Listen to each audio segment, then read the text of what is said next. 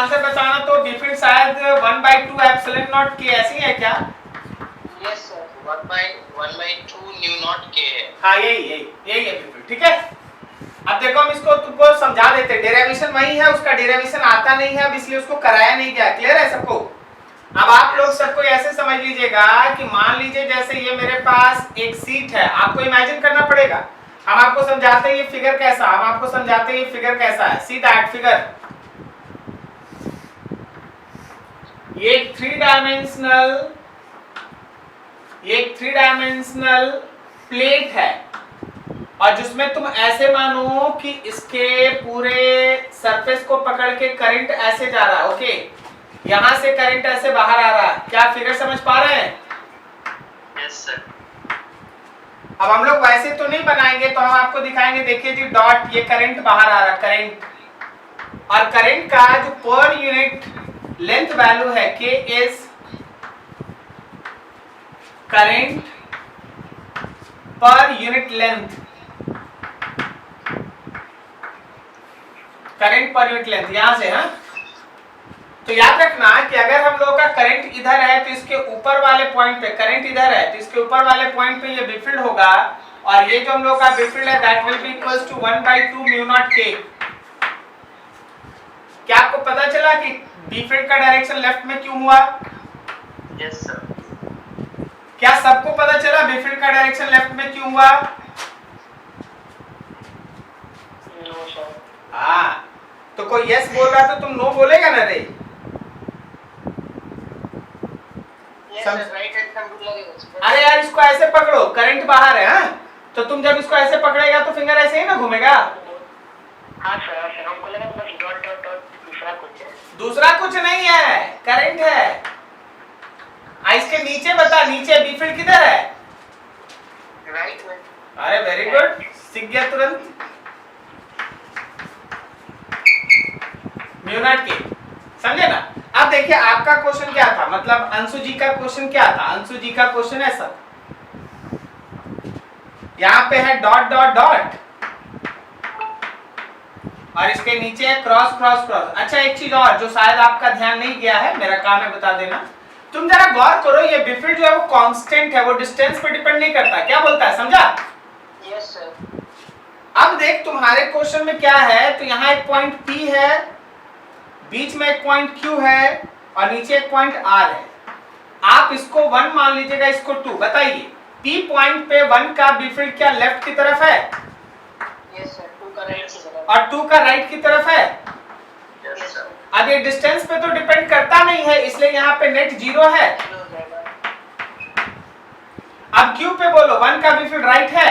2 times B हो जाएगा। हाँ, और 2 का भी राइट है, तो ऐड कर देंगे। समझा ना? Yes sir. अब R पे बताओ 1 का फील्ड किधर है? 1 का राइट में। राइट है, और 2 का फील्ड किधर है? लेफ्ट है, तो नेट कितना है? 0 है। समझे जी? Yes sir. डेरिवेशन के लिए बताओ जी अंशु बाबू, page number. Page number 247, question number 12 HCV। आप देख लीजिएगा, ये डेरिवेशन आता नहीं है इसलिए आपको कराया नहीं। नोट करो बढ़िया से।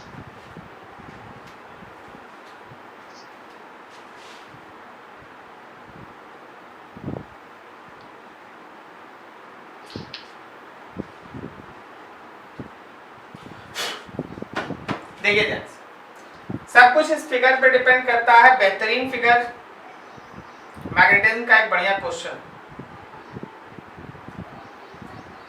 अच्छा कौन है XZ KNM इन XZ प्लेन? अच्छा फिगर बस समझ लो, आंसर तुम ही दे देगा।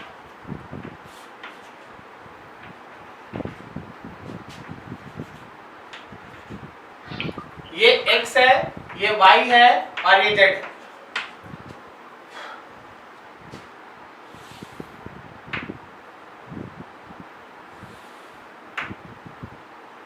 ये K L M K M M current इधर से आया है, करंट इधर से आया है और इस पॉइंट पे आके करंट का दो हिस्सा हो गया है। यहाँ आई नहीं लिखा हुआ है, इधर आई लिखा हुआ है, यहाँ आई लिखा हुआ है। अब देखो बेफिल्ड किसी भी सेमी सर्कल का सेंटर पे mu naught I by 4r होता है क्या?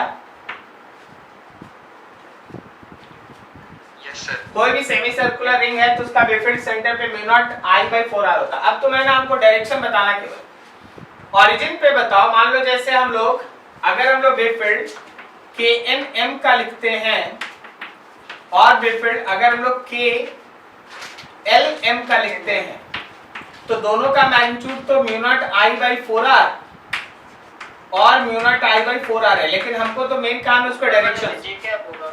देखो के एल एम, के एन एम ऐसे मूव कराएंगे तो फिंगर ऊपर आएगा। यस सर, जी क्या? समझा जी साहिल बाबू? Yes sir. और बता तो के एल एम का किधर होगा?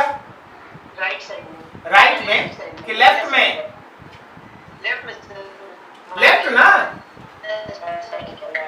अरे नहीं समझा? अब ये दोनों बेफिल्ड है परपेंडिकुलर के एन एम, परपेंडिकुलर है के एल एम का। तो ऐसे केस में अगर हम लोग बी नेट निकालेंगे तो क्या सिंपली √2 लगा दें? Mu naught I by 4r। बोलो जी बोलो, समझा क्या? Yes sir. तुमसे पूछा गया है कि अगर हमारे पास, अच्छा हाँ, इसका अगर वेक्टर फॉर्म लिख लो, पहले वेक्टर फॉर्म लिख लो क्योंकि हमको क्रॉस प्रोडक्ट चाहिए, फोर्स निकालना। तो बी के लिए लिख दे क्या? Mu naught I by 4r vector form में, और अंदर में होगा जे cap minus I cap vector form. अब क्वेश्चन क्या कहता है कि ओरिजिन पे एक चार्ज पार्टिकल का, ओरिजिन पे एक चार्ज पार्टिकल जिस चार्ज का वैल्यू क्वेश्चन में क्यू लिखा है उसका वेलोसिटी मेंशन है and that is minus V naught I cap, minus V naught I cap. तो इसके बाद तो आप मैग्नेटिक फोर्स का इक्वेशन पढ़े हैं ना, Q times of V cross B, Q times of V cross B, समझा क्या? Yes sir. तो क्या हम लोग इस मैग्नेटिक फोर्स में अब आगे के लिए वेलोसिटी के जगह पे V naught minus I cap का cross product mu naught I by 4r J cap minus I cap के साथ कर सकते हैं? Yes sir. कर लोगे क्या? Yes sir. बस यही तुम्हारा आंसर, ठीक है? सॉल्व हो जाएगा? Yes sir. चलो ठीक है, नोट करो। सर ऊपर वाला क्वेश्चन कहीं बताया क्या? कौन वाला? सर वो स्क्वायर वाला। कहाँ है स्क्वायर क्वेश्चन? सर ये वाला क्वेश्चन के ऊपर लिखा। चलो जी क्वेश्चन। अच्छा एक चीज पूछते, थोड़ा बताना सोच के। वैसे मिलन बाबू जो पूछे पहले उनका बता दे, फिर हम कुछ और भी समझाएंगे। अगर ये यूनिफॉर्म लूप होता, अगर ये यूनिफॉर्म लूप होता तो हम लोग बिना किसी कैलकुलेशन के I/2 और I/2 कर देते। क्या बोलता, सही बोले? ठीक है, लेकिन यूनिफॉर्म लूप में हम तुमको एक और चीज बताते हैं। इन यूनिफॉर्म लूप, पहले तो तुम ऊपर बताओ इसके सेंटर पे बी फील्ड डेल्टा भी कितना आएगा? अगर ये देखो तुम्हारा मिलन क्वेश्चन में ये यूनिफॉर्म नहीं है, सो डोंट थिंक कि हम आपका क्वेश्चन बता रहे हैं, हम एक्चुअली उससे रिलेटेड सारा चीज बता देते हैं, ठीक है? समझिए। तो देखिएगा, अभी कोई बताओ कि सेंटर पे बी फील्ड कितना है? 0। बिल्कुल सही, 0। अब हम आपको बताते हैं यूनिफॉर्म लूप में, यूनिफॉर्म लूप में आप केवल मेरा फिगर देखते चलेगा। मान लो करंट इधर से इंटर किया, इधर से बाहर आया, ऊपर में करंट I/2, नीचे में करंट I/2 और सेंटर पे हमारा बी फील्ड 0। पता है कोई उस्टेनेबल नहीं सर, हम ऐसा नहीं रखेंगे सर। मेरा मन क्या है ना कि मेरा मन है कि हम इधर से करंट को भेजें और इधर से करंट को निकालें, लेकिन है यूनिफॉर्म लूप तो हम बोलेंगे देख भाई इधर से 3 गुना ज्यादा रेजिस्टेंस है, इधर कम रेजिस्टेंस है, तो इधर का करंट होगा 3I/4 और इधर का करंट होगा I/4। समझा क्या? नहीं समझा? अरे ऊपर वाले ब्रांच में 3R रेजिस्टेंस है और नीचे R है, तो 3R प्लस R करंट का 4 हिस्सा हो जाएगा। जिधर 3R रेजिस्टेंस है उधर 1 हिस्सा जाएगा और जिधर 1R रेजिस्टेंस है उधर 3 हिस्सा जाएगा। क्या समझा? Yes sir. सबको नहीं समझ में आया? यस सर, एक बार कंफर्म सबको ही? Yes sir. फिर भी अगर तुम सेंटर पे बी फील्ड निकालेगा ना, कैलकुलेशन कर लेना, 0 आ जाएगा। सर ऐसा ही है क्या? नहीं भाई, हम तुमको दिखा तो रहे हैं, बोले ना बहुत कुछ दिखा रहे हैं। मान लो ये लूप है सर्कुलर और करंट यहां से इंटर किया, यहां से बाहर आ गया, यहां पे एंगल थीटा है, तो थीटा के हिसाब से इधर एक अलग करंट होगा, इधर एक अलग करंट होगा। Okay, but still you think that कि सेंटर पे बी फील्ड 0 होगा। कोई भी अगर यूनिफॉर्म लूप है और करंट बाहर से इंटर करता है और फिर बाहर निकल जाता है, किसी भी शेप का यूनिफॉर्म लूप है, बस एक चीज ध्यान रखना कि बाहर से जो करंट है उसका लाइन ऑफ एक्शन सेंटर पे होना चाहिए। समझे क्या? याद रखना कि यहाँ पे बी फील्ड का वैल्यू 0 होगा। बस कंडीशन क्या है कि that loop should be uniform, that loop should be uniform. वो लूप कैसा होना चाहिए? यूनिफॉर्म। तो सर मेरा तो लूप यूनिफॉर्म नहीं है। वैसे स्कूल में ये वाला प्रूफ करने भी आता है कि सो दैट, ये वाला प्रूफ करने आता है so that for any value of theta, for any value of theta net B field at centre is 0। क्या बोलता है? तुम लोग ये क्वेश्चन करके आएगा क्या घर से? Yes sir. ट्राई करना, या हम चलो अभी बता ही देते हैं, अभी बता देते हैं, जब टॉपिक साथ में चल रहा है तो चलते हैं।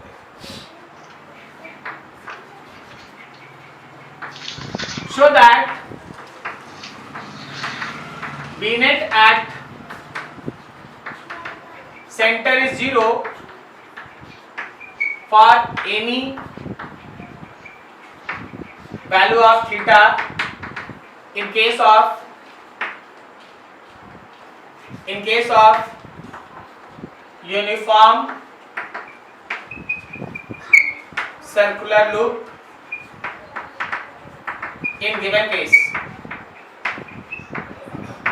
देख लो भाई, इसको शॉर्टकट में बनाते समझना।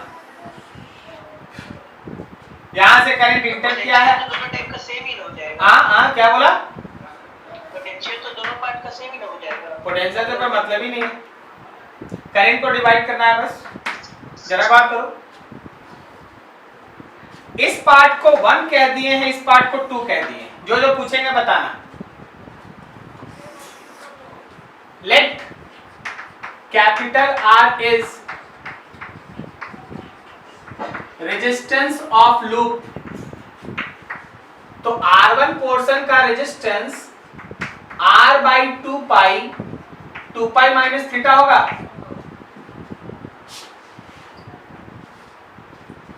पर समझा?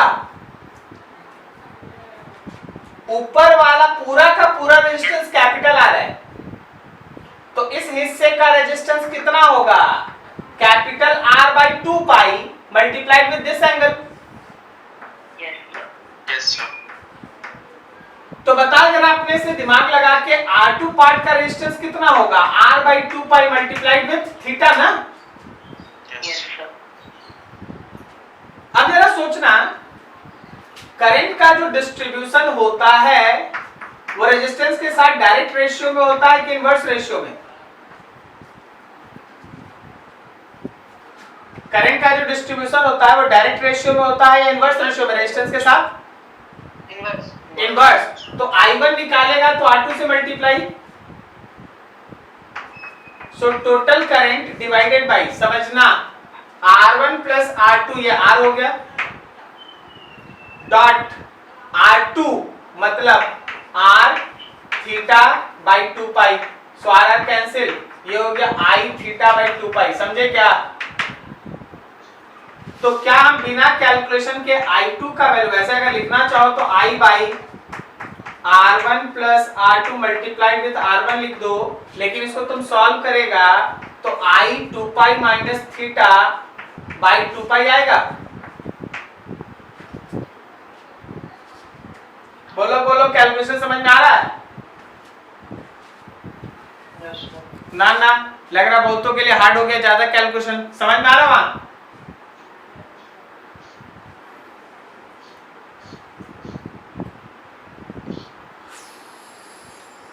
Yes, sir. अब देख, I1 करंट का B1 लिखेंगे तो B1 होगा mu naught I by 2R theta by 360। याद आया? Yes, sir. थीटा मतलब इस आर्क का सेंटर पे बना हुआ एंगल, क्या वो एंगल 2 पाई माइनस थीटा है? Yes, sir. Yes, sir. चलो भाई, I1 का वैल्यू पुट कर लो, तो ये वैल्यू हो गया mu naught by 2a, mu naught by 2 है, I1 के जगह पे I theta by 2 pi multiplied with 2 pi minus theta by 2 पाई। बता भाई, इसमें जो करंट I1 फ्लो कर रहा है उसकी वजह से जो यहाँ बी फील्ड है वो बोर्ड के अंदर है या बाहर? अंदर। अंदर, अंदर है। चल अब 2 के लिए काम करते हैं, V2 निकालते हैं। V2 is equals to mu naught I2 by 2R theta by 2 pi. क्या इस नीचे वाले आर्क के लिए जो I2 करंट है उसका जो बी फील्ड बन रहा है उसका थीटा थीटा है ना? Yes, sir. अब I2 का वैल्यू पुट करते हैं, mu naught by 2 pi 2a, I2 के जगह पे I times of 2 pi minus theta by 2 पाई और मल्टीप्लाइड विथ थीटा बाई 2 पाई। चलो जी बताओ डायरेक्शन। क्या वो सेकेंड बी फील्ड बोर्ड के बाहर है? Yes, sir. बाहर। अब सोच, अपने से सोच, ये जो मेरा B1 था वो बोर्ड के अंदर था, ये जो मेरा B2 है बोर्ड के बाहर है, और दोनों का फाइनली देखना सब वैल्यू भी सेम है। देख देख, mu naught by 2 pi I theta theta 2 pi minus theta 2, नीचे 2 पाई, समझा? सेम है। Yes, sir. और दोनों का डायरेक्शन अपोजिट है, तो जब हम लोग बी नेट निकालेंगे एट सेंटर, जब हम लोग बी नेट निकालेंगे एट सेंटर, क्या हम लोग इसके लिए B1 और B2 को ऐड कर दें और फिर हम ऐसे काट देंगे? तो तुम बोलेगा सर प्लस प्लस कहीं कटता है क्या? बोलेंगे कि नहीं जी, फिजिक्स का कॉन्सेप्ट है, वो अंदर है वो बाहर है, तो कट जाता है। क्या समझा? Yes, sir. Yes. तो देखो, बी नेट 0 आ रहा है, थीटा का कोई भी वैल्यू हो, थीटा का कोई भी वैल्यू हो सकता है, तुमको किसी ऑब्जेक्टिव में इधर से करंट इंटर करा के यहां से निकाला जाए, किसी ऑब्जेक्टिव में यहां से करंट इंटर करा के यहां से निकाला जाए, तो चाहे आपका थीटा कोई भी वैल्यू होगा, चाहे आपका थीटा का कोई भी वैल्यू होगा, बी नेट का वैल्यू कितना होगा एट सेंटर? 0. लेकिन कब होगा?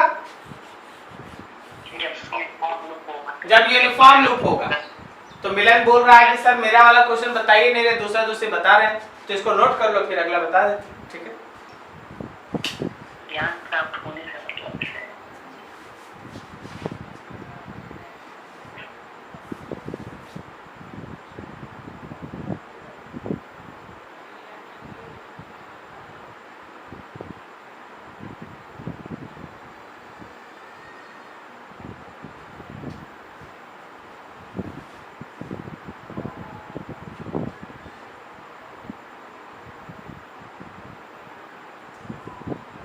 सर ऊपर में लूप के बगल में क्या है? ये वाला नहीं सर, ये मतलब जो प्रूविंग वाला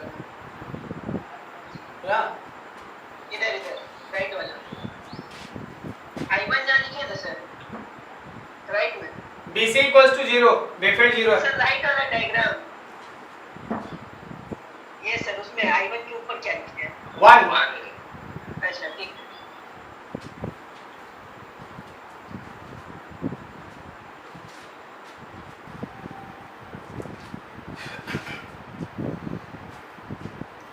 मिलन बाबू के क्वेश्चन में अगर आप देखेंगे तो फिगर दे दिया गया है,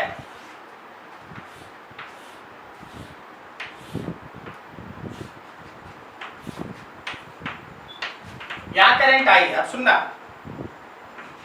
A B C D बोला है with the edge A, the resistance of the wire A B C is R, ऊपर का रेजिस्टेंस R है and that of ADC is 2R। अब बोलो ये यूनिफॉर्म है या non uniform? Non uniform. Non uniform, क्योंकि अगर ऊपर R था तो नीचे भी R होना चाहिए था। अगर ऊपर का रेजिस्टेंस R था तो यूनिफॉर्म होता तो नीचे का भी रेजिस्टेंस R ही होता। Yes, sir. लेकिन ऊपर में R रेजिस्टेंस है, नीचे का 2R है, इसका मतलब नॉन यूनिफॉर्म है, नॉन यूनिफॉर्म लूप। तो अब बोलो क्या इसके सेंटर पे बी फील्ड 0 होगा? No sir. नहीं। तो अब करना क्या है, बस सिंपल कैलकुलेशन कर देना है, यहां सेंटर पे बी फील्ड निकाल देना। तो सर करंट कैसे डिवाइड करें? अब देख 2R और R कुल मिला के 3R हो गया, तो इधर का करंट होगा I/3R मल्टीप्लाइड विथ 2R इधर के रेजिस्टेंस से, और इधर का करंट होगा I/3R मल्टीप्लाइड विथ R। समझा क्या? नहीं समझा? अरे भाई समझे आप लोग? सुनाई दे रहा है? यस सर, समझ सर गए। पिछले केस में भी तो दोनों का रेजिस्टेंस R1 R2 अलग ही अलग था। सर्कल सर ये। क्योंकि उसका लेंथ अलग था, समझे? Yes sir. यहां दोनों का लेंथ तो सेम है। हाँ यस यस। ऊपर वाला करंट हो गया 2I/3 और इधर वाला करंट हो गया I/3। अब आप क्या करो, A B C D, यहां से ये परपेंडिकुलर डिस्टेंस निकलेगा, एंगल 45 होगा। Yes sir. तो सबसे पहले हम बी फील्ड निकालेंगे AB पोर्शन का, और वो AB पोर्शन का होगा μ0/4 पाई I/D ब्रैकेट में sin phi1 plus sin phi2। याद आया सबको?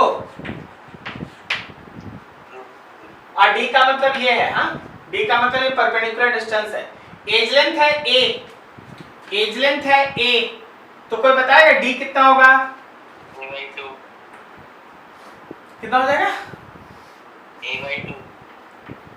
वाह, A/2 हो जाएगा। हाँ देखो Yes, sir. एकदम सही। ये D हो जाएगा हम लोगों का A/2, D हो गया A/2, ये A/2 था, एंगल 45 था, सही।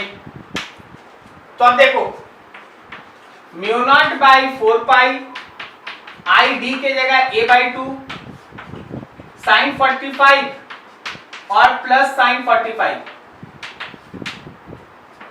so it is μ0/4 pi I divided by A/2, और यहाँ हो गया 2 into 1/√2।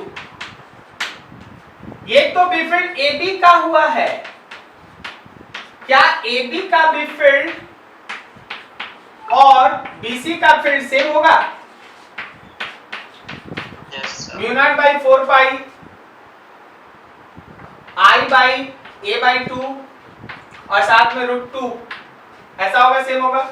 और इसकी वजह से, ऊपर वाले करंट की वजह से बी फील्ड बोर्ड के अंदर होगा या बाहर? अंदर होगा। अंदर होगा। अब यही सारा काम AD और DC के लिए कर लो, तो वो हो जाएगा μ0/4 पाई, केवल करंट का जगह बदलेगा। पहले जहां हम लोग का, अच्छा सॉरी करंट भी हम गलत लिख दिए यार, I लिख दिए हैं, तुम इसको I1 कर लो, बाद में पुट कर लेना। हाँ समझे ना? अगला I2 होगा, डिस्टेंस A/2 होगा, और फिर से √2 होगा, और इस बार ये डॉट होगा,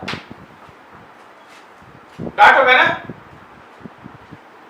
यस सर। अब बीनेट के लिए क्या करेगा? बीनेट के लिए AB और BC के बी फील्ड को ऐड करो, उसमें से AD और DC का फील्ड माइनस कर दो, जो आएगा वही आंसर। कर लोगे? Yes sir. समझ में आया सबको? Yes sir. तो ध्यान रखना कि ये एक नॉन यूनिफॉर्म लूप है, इस वजह से आपको एकदम फंडामेंटल तौर पे क्वेश्चन को बनाना पड़ेगा एंड यूज दैट। नोट करो फटाफट।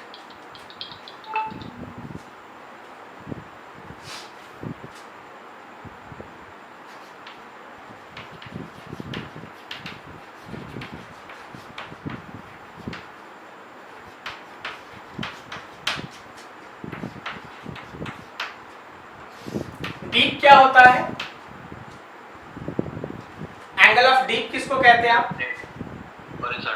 बीफील्ड के साथ में हॉरिजॉन्टल का एंगल। अर्थ का जो बेफील्ड है वो हॉरिजॉन्टल के साथ जो एंगल फॉर्म करता है, that particular angle is called angle of deep या एंगल ऑफ इंक्लिनेशन भी कहते हैं। ठीक है, सही है। अच्छा, उस समय हम लोगों का मैग्नेट क्या रहता है जरा समझना। हम आपके सामने दो मेरिडियन बना रहे हैं, आप फिगर को अच्छे से समझिएगा।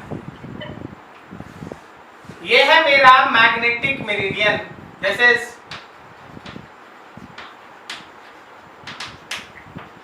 Magnetic meridian. आप जब मैग्नेट को छोड़िएगा ना तो मैग्नेट इसी में बी फील्ड के डायरेक्शन में होगा। तो मान लो ये हमारा बी फील्ड का डायरेक्शन है, हॉरिजॉन्टल के साथ जो एंगल बना उसी को आप एंगल ऑफ डीप कहते हैं। अब सोचो, सपोज करना कि ये जो लाइन है वो अर्थ के एक्सिस से गुजरने वाला लाइन है और ये पूरा प्लेन। तो जरा सोचना ये एक और प्लेन होगा ना? क्या ये हम लोगों का जियोग्राफिक मेरिडियन है? Yes sir. बहुतों को समझने में नहीं आया है, हम आपको दिखाते हैं जी। देखिए,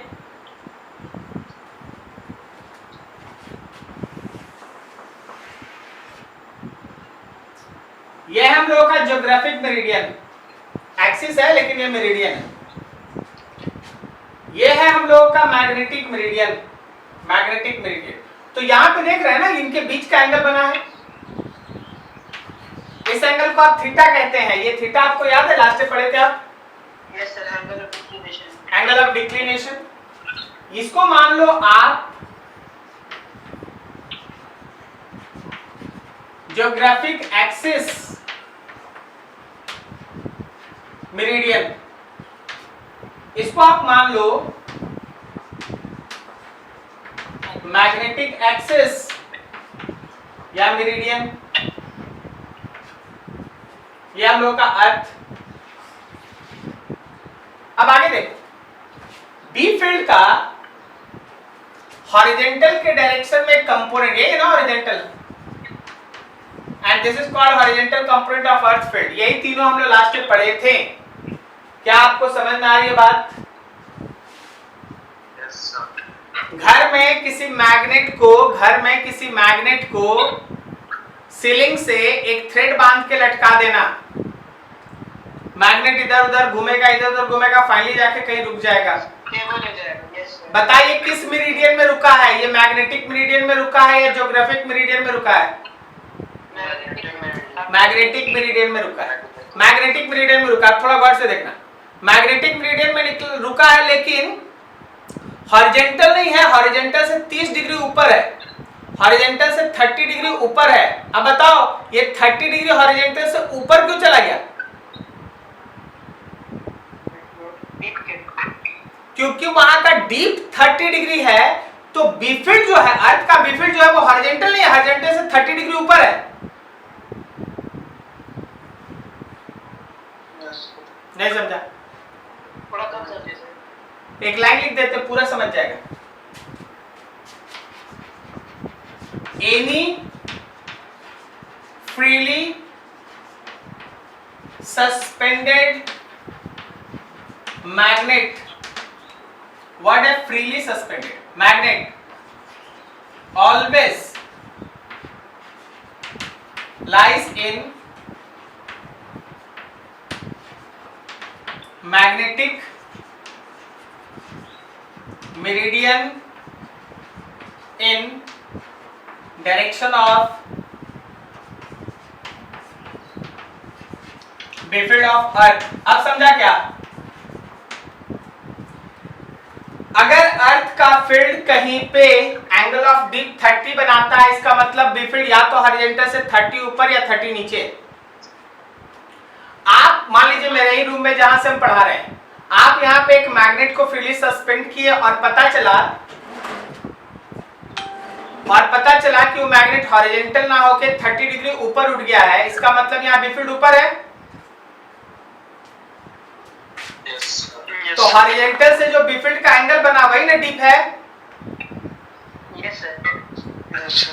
क्लियर है? Yes sir. Any freely suspended magnet always lies in magnetic meridian in direction of B field of Earth. Clear है? Yes, sir. सीधा ही देखते हैं। क्या बोले? जितना बार भी लटका है तो सीधा दिखता है एकदम। सीधा दिखता है क्योंकि तुम है कहाँ पर? इंडिया में ना बात कर रहा है। Yes sir. India is near about equator almost, तो वहां तो ऑलमोस्ट बी फील्ड हॉरिजॉन्टल ही है ना, 2-4 डिग्री का ऊपर नीचे है तो तुमको पता थोड़ी ना चलेगा। Yes sir. नॉर्थ पोल पे जाके एक्सपेरिमेंट करना, पता है मैग्नेट कैसा दिखेगा? वर्टिकल दोनों पोल का। देखो जरा ध्यान से, ये हुआ। अब सोचो, अभी थोड़ा आप लोग है ना, थोड़ा ये मोबाइल पे थोड़ा ये प्रॉब्लम होता है ऑनलाइन में, इतना टिपिकल है ये सिचुएशन कि सबको दिमाग में ही होता है, तो बैचेज में होने से ज्यादा कंफर्टेबल रहता है, लेकिन आप लोग ट्राई कीजिएगा इस चीज को समझने का। मान लीजिए हम लोग ऐसे बैठे हैं ना, तो जो सामने वाला लाइन है ना वो है ज्योग्राफिक मेरिडियन, और ये वाला जो एंगल पे है कुछ, ये मैग्नेटिक मेरिडियन। अब अगर हम किसी मैग्नेट को हम इस रूम में छोड़ें और मैग्नेट ज्योग्राफिक मेरिडियन से 15 डिग्री घूम जाए, तो ये 15 डिग्री क्या है? Angle of declination. Sir geographic meridian और मैग्नेटिक मेरिडियन के बीच का वही ना, angle of declination. Angle of declination है, समझा क्या सब कोई? Yes sir. अगर हम बोलेंगे कि कोई freely suspended magnet geographical axis से 15 डिग्री एंगल बना के रुकता है, तो 15 डिग्री क्या है? Angle of declination. फिर अब सुनना, पूरा कहानी सुनना। एक मैग्नेट को किसी रूम में फ्रीली सस्पेंड किया गया, तो ये पता चला कि वो ज्योग्राफिक नॉर्थ साउथ से 12 डिग्री घूमता है हॉरिजॉन्टल प्लेन में, और उसके बाद 18 डिग्री वर्टिकल प्लेन में ऊपर उठ जाता है। 12 डिग्री हॉरिजॉन्टल प्लेन में घुमा, 18 डिग्री है ना वर्टिकल प्लेन में ऊपर उठ गया। बताओ 12 डिग्री क्या है? Angle of declination. Angle of declination. और 18 डिग्री क्या है? Angle of inclination deep. Angle of inclination या डीप। समझे सब कोई? Yes sir.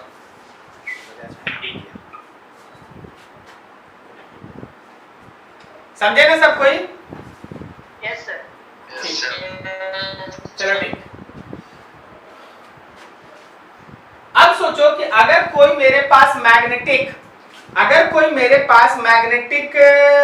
निडल है, और उसको हम एक ऐसे पर्टिकुलर प्लेन में रख दिए, उसको हम एक ऐसे प्लेन में रख दिए जो मैग्नेटिक मेरिडियन या जो मैग्नेटिक मेरिडियन नहीं है, उसको एक ऐसे प्लेन में रख दिए जो मैग्नेटिक मेरिडियन नहीं है, तो क्या मैग्नेट हॉरिजॉन्टल होगा या हॉरिजॉन्टल से कुछ ऊपर नीचे एंगल बनाएगा? ऊपर नीचे हॉरिजॉन्टल होगा सर, बनाएगा। ऊपर नीचे खाली मेरिडियन पे रहेगा सर, वैसे तो ऐसे तो एंगल बनाएगा ही। एंगल जरूर बनाएगा, समझे? वो एंगल जरूर बनाएगा, लेकिन वो एंगल एक्चुअल नहीं होगा, and that is called apparent deep. Angle of earth magnetic field in meridian other than magnetic meridian, in meridian other than magnetic meridian, in meridian other than magnetic meridian is called apparent deep. Angle formed by any magnet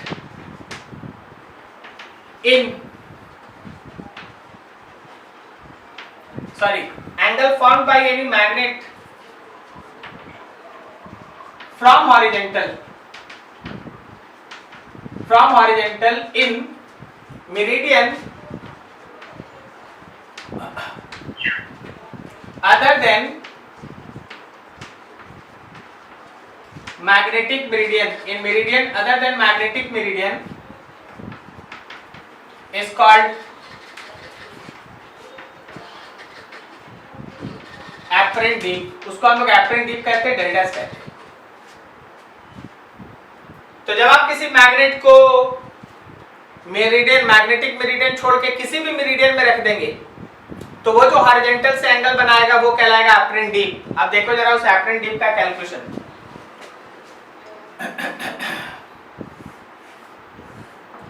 ये मेरा magnetic meridian, ये मेरा magnetic meridian, इसमें ये रहा बेफिल्ड, ये horizontal के साथ रहा डेल, तो उसका हॉरिजॉन्टल कंपोनेंट है BH और नीचे की तरफ है BV वर्टिकल कंपोनेंट। तो आप BH को लिखेंगे B का cos डेल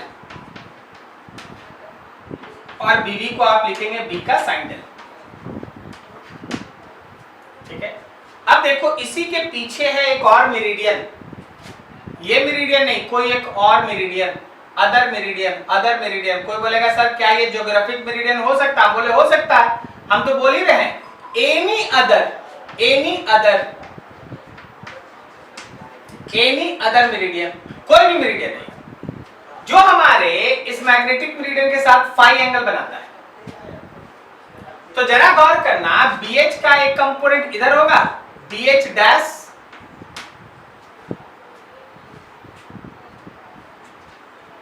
ठीक है। अदर मेरिडियन को गौर से देखना, आप पीछे वाले को, इस डायरेक्शन में होगा BH डैश और वो कुछ और नहीं है, BH का cos फाई है। और जरा गौर करो, क्या ये वाला BV होगा? देख भाई, कॉपी का 2 पेज है, दोनों के बीच का एंगल फाई है और ये वाला कॉपी का बाइंडिंग है। तो बाइंडिंग जो फर्स्ट पेज के लिए वही तो तुम्हारे लास्ट पेज के लिए भी है ना? तो BV दोनों में सेम रहेगा, लेकिन ये फर्स्ट पेज पे अगर BH है तो इधर वाला BH डैश है।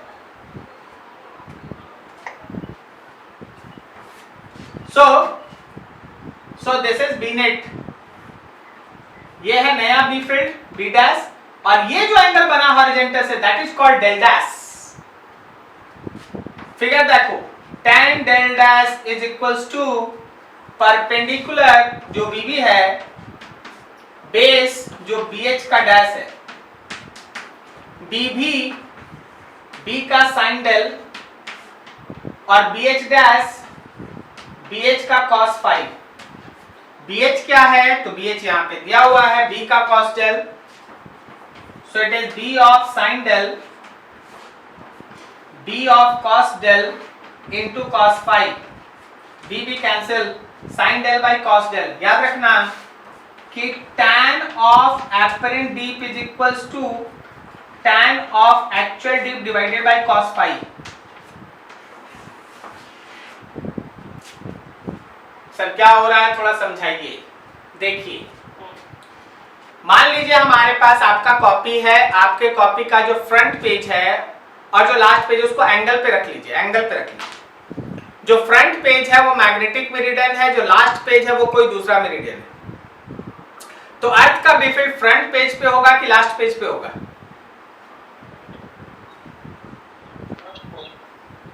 अर्थ का फील्ड फ्रंट पेज पे मैग्नेटिक मेरिडियन में होगा कि लास्ट पेज पे होगा दूसरे मेरिडियन में?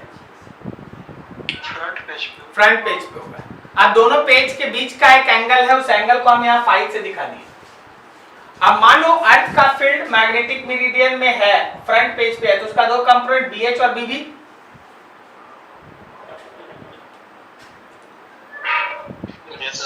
अरे हाँ ना बोलेगा ना तो समझ में आएगा कि समझ में आ रहा है कि नहीं आ रहा है, समझा? तो यहाँ पे B का BH और B डैश BB है। अब देख, फ्रंट पेज पे जो BB होगा, मतलब वो बाइंडिंग के पास, क्या लास्ट पेज के लिए भी वो BB सेम होगा? Yes sir. तो BB सेम है, लेकिन BH जो फ्रंट पेज पे था लास्ट पेज के साथ अगर बीच में एंगल फाई बनता है तब तो ये बदल जाएगा ना, BH का cos फाई होगा ना। तो लास्ट पेज पे हॉरिजॉन्टल और वर्टिकल कंपोनेंट का जब आप रिजल्टेंट फाइंड करेंगे वो भी मिलेगा, तो उसका जो हॉरिजॉन्टल के साथ एंगल बना वो कहलाए अप्रेंडिक।